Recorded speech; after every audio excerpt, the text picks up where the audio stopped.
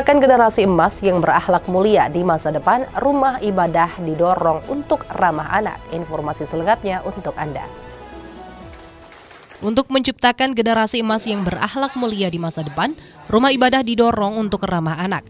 Ramah anak berarti bisa menempatkan anak dalam kenyamanan dan keamanan.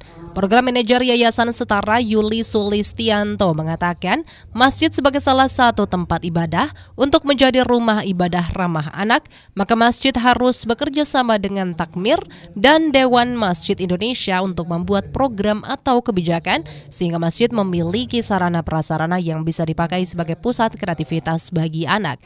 Pusat kreativitas ini harus bisa membuat daya tarik anak untuk beraktivitas di masjid. Masjid harus menjadi tempat yang menarik bagi anak, sehingga harapannya anak tidak menghabiskan waktu di tempat lain yang rawan dengan pergaulan negatif. Melainkan mereka bisa berada di masjid untuk belajar akhlak dengan cara yang keren, aman, asyik, dan disukai anak. Di Hindu, Buddha, atau Nasrani misalkan itu akan berbeda-beda. Tetapi memastikan ini, kenapa? Kita ini pengen punya generasi penerus yang berakhlak mulia. Kalau kemudian ruang-ruang ibadah ini tidak menjadi sesuatu yang menyenangkan bagi anak-anak, saya khawatirnya sinaune bocah-bocah kemudian akan kurang serius, kurang dapat, gitu, kurang dapat. Itu ketika kita berbicara soal lingkungan masyarakat. Kenapa?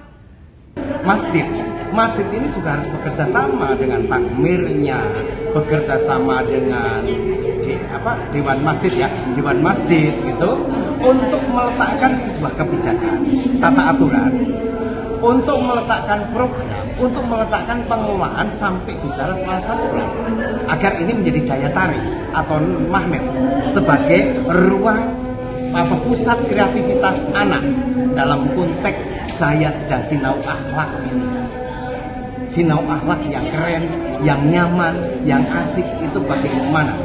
Maka ini ruang-ruang ibadah itu harus diciptakan, bukan saja masjid saja, tetapi gereja, kemudian wihara atau tempat ibadah yang lain semestinya itu didorongkan, karena ini sejalan dengan salah satu klaster di konvensi anak itu berbicara soal keyakinan, membangun satu keyakinan atau nilai-nilai kebudayaan itu termasuk dalam keyakinan mereka dalam beragama. Karisma Batik TV melaporkan.